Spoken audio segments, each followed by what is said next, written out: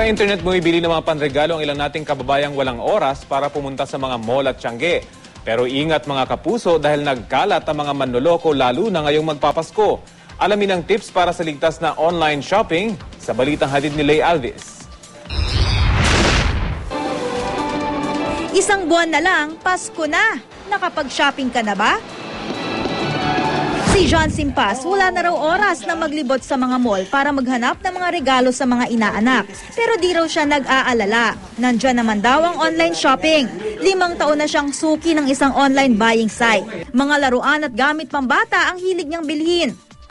My time is very valuable kasi. Okay. So, I have too many things on my mind. It's easier when you shop online because everything's there by just one click of a button. You just have to narrow down your choices.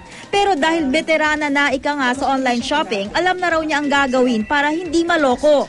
To protect myself, what I do is I pick those people who have more experience when it comes to selling. Meaning, kasi naka-note naman doon kung ilan na ang nakabili sa kanila eh. Okay. And then there are comments from the people who buy from them.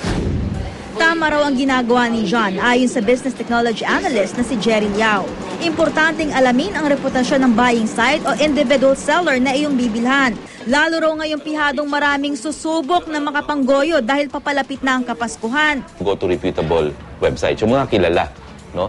Paano mo malalaman kung kilala to? Of course, they've been in the business for a long time. Marami na mga transactions na nangyari dyan. Marami kang mga kakilala na nakabili na. Our viewers should also know na meron na rin, ginagamit na rin yung mga social media, no, sa pagbebenta ng mga iba't ibang mga kagamitan din. Lalo rin tayo mag-ingat dito kasi ito, mas madalas nagiging individual. No? 1:1 transaction ito. No?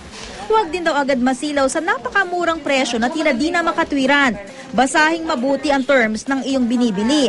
Kung makikipagkita sa seller, tiyaking sa mataong lugar ito at may kasama ka. Daang-daang libo na raw ang itinaas ng bilang ng mga Pilipinong nag-online shopping. Kaya ang malalaking deal site, may sistema na raw para tiyaking ligtas ang online shopping ng kanilang mga miyembro, kabilang na ang secure na payment facility. Ini-screen daw nilang mabuti ang mga kumpanyang nais magtinda ng kanilang produkto. Ang Department of Trade and Industry, may iba pang online shopping safety tips. Dapat daw pahalagahan ng iyong privacy. Ikaw lang dapat ang nakakaalam ng password ng iyong account. Mainam din daw na sariling computer ang gamit kapag bumibili online.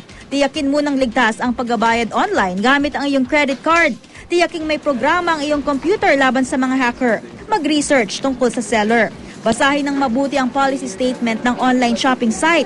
Para ma-validate ang mga inaalok, kontakin ng mismong buying site o mismong merchant.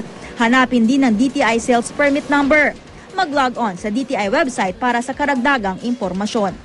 Lay Alvis, GMA News.